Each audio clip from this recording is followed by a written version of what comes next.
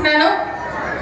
నేను జెడ్పీటీసీగా పోటీ చేసే సమయంలో సర్పంచ్ గారు, ఎంపీటీసీ గారు, అలాగే ఇక్కడ ఉన్న మా పార్టీ నాయకులందరూ కూడా అచ్చమ్మ తల్లి గారి దగ్గర తీసుకువచ్చి, అమ్మ మీరు ఇక్కడ నిలబడి మీరు కోరుకుంటే మంచి మెజారిటీతో మీరు గెలుస్తారు అని చెప్పారు. అలాగే వచ్చి కోరుకున్నాను.